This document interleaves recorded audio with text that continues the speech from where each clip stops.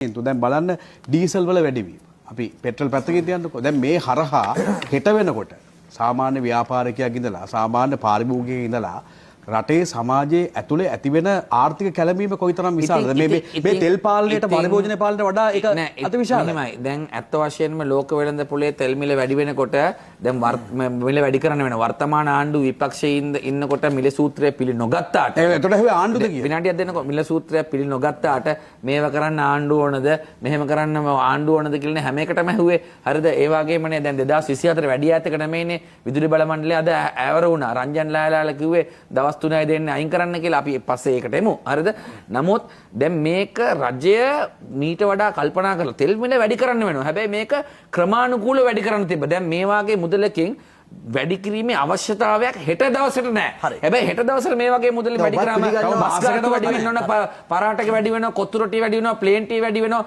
ඇත්ත වශයෙන්ම ජනතාවගේ ආදායම් මාර්ග වැඩි වෙන්නේ නැහැ. නමුත් මේක වැඩි වෙනවා. දැන් අපි නම් JVP එක විපක්ෂයේ ඉන්න කාලේ වගේ නෑ ලෝක වෙළඳ පොලේ මිල වැඩි වෙන ගානට මිල වැඩි කරන්න නම් ආණ්ඩු ඕනද කියලා අපි අහන්නේ නැහැ. හරිද? බස් ගාස්තු වල සියලු දේවල් වැඩි කරන්න කියලා අනිවාර්යෙන්ම මන්ත්‍රීතුමා ඔබතුමා කියනවා තෙල් මිල වැඩි කරන්න ඕනේ කියලා. ප්ලේන් ටී ඉඳලා වැඩි වෙනවා මේකෙන්. හරිද? ඔබතුමා කියනවා මිල වැඩි කරන්න ඕනේ කියලා. කියන්නේ ඔබතුමා සර්වසාධාරණව පිළිගන්නවා ලෝක වෙළඳ පොලේ වෙන විනාශ වීමත් එක්ක මේ වැඩි කළ යුතුයි කියලා. නමුත් මේ වෙලාවේ මන්ත්‍රීතුමා දැන් හිතන්නකෝ දැන් ජනතාව ඉන්නේ යම්කිසි පීඩාකාරී තත්වයකනේ. අපේ රටේ පුරුදු වෙලා තිබුණේ මට චුට්ටක් ඔබතුමාට ප්‍රශ්නේ මම මේ ඉදිරිපත් කරන්න පැහැදිලි කරන්නේ. අපේ රටේ පුරුදු වෙලා තිබුණේ තෙල් වලින් සහනයක් තිබ්බනේ ජනතාවට. ඒ කියන්නේ ආණ්ඩුව දරාගෙන අතීතයේ තිබුණේ එහෙමනේ.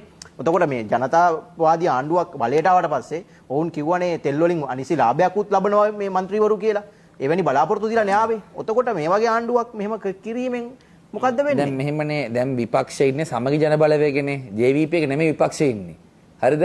JVP එක තමයි කිව්වේ වරායෙන් බාන ගන්න තෙල් දෙන්නම් කියලා. එතකොට ජනතාවගෙන ඔච්චර ආදරේ නම් ජනතාවගෙන ඔච්චර කැක්කුමක් තියෙනවා නම් ලෝක වෙළඳ පොලේ මිල වැඩි වෙනකොට මිල වැඩි වෙන්න ඕන කියලා අපි විශ්වාස කරනවා. JVP එක වගේ අපි කියන්නේ නැහැ. නමුත් JVP එක කියපු තීරණය අනුව ඔන්න වෙලාව ඇවිල්ලා තියෙනවා ජනතාවට ආදරේ පෙන්වන වරායෙන් බාන ගන්න තෙල් දෙන්න. එතකොට මෙච්චර ගණනකින් වැඩි කරන්න ඕනේ නැහැ. මෙච්චර ගණනකින් වැඩි නොකරුවම බස් ගාස්තු, කෑම බීම, ආහාර පාන අනිත් එකක්වත් වැඩි වෙන්නේ නැහැ. එතකොට අනුර කුමාර දිසානායක ජනාධිපතිතුමා මැතිවරණ වේදිකාවේ කියපු විදියට සහ ඒ අනුගාමිකයන් කියපු විදියට වරායෙන් බාන ගන්නට තෙල් දෙන්න පුළුවන්. දැන් මාස 18ක් ගිහිල්ලා රේ ගන්නට දෙන්න පුළුවන්. මම කියන්න ගියේ ලෝක වෙළඳ පොලේත් වැඩි වෙන ගානට තෙල් මිල වැඩි විය යුතුයි කියන එක අපි දක්ෂිනාංශික දේශපාලන පක්ෂ වෙළඳ පොළ ආර්ථිකය පිළිගන්න කණ්ඩායම් පිළිගන්නවා. නමුත් ඒක අදරය වෙන්න ඕන කියලා අපි පිළිගන්නේ.